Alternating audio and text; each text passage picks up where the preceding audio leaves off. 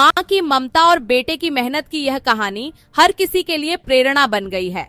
महेंद्रगढ़ के दिव्यांग युवक नीतीश कुमार ने यूपीएसएससी में सफलता हासिल कर यह साबित कर दिया कि हौसले बुलंद हों तो कोई भी मुश्किल रास्ता रोक नहीं सकता। अपनी इस उपलब्धि का पूरा श्रेय नीतीश अपनी मां को देते हैं, जिन्होंने हर कठिनाई में उनका साथ दिया। दरअसल बचपन में नीतीश चलने फिरने में असमर्थ थे और अधिकतर समय घर पर ही रहते थे। वह घर पर बैठकर अखबार पढ़ते रहते थे। इसी दौरान गांव में सर्वे के लिए एक टीम पहुंची। टीम ने परिवार को सलाह दी कि बच्चे को स्कूल जरूर भेजना चाहिए, क्योंकि शिक्षा ही उसके जीवन को नई दिशा दे सकती है। इसके बाद नीतीश की मां ने ठान लिया कि वह अपने बेटे को पढ़ाएंगी। उन्होंने बेटे को गोद में उठाकर स्कूल में दाखिला कराया। रोजाना वह नीतीश को गोद में लेकर स्कूल छोड़ने जाती थीं और छुट्टी होने पर फिर गोद में उठाकर घर लेकर आती थीं। कई सालों तक उन्होंने इसी तरह बेटे की पढ़ाई का जिम्मा उठाया।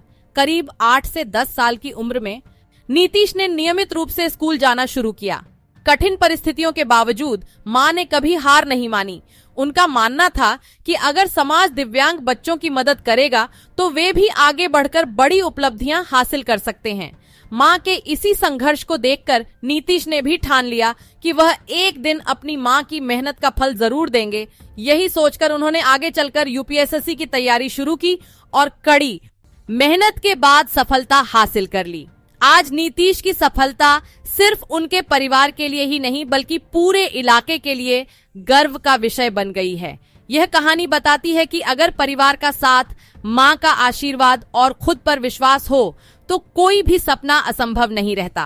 कि मेरा माताजी से भी विशेष लगाव है। अब बच्चे की तरह वो मुझे अभी तक पाल पोस रही है। तो सर कहीं ना कहीं मुझे ये भी ध्यान में था कि मुझे अपनी माता का जीवन में जो संघर्ष है वो खत्म करना है।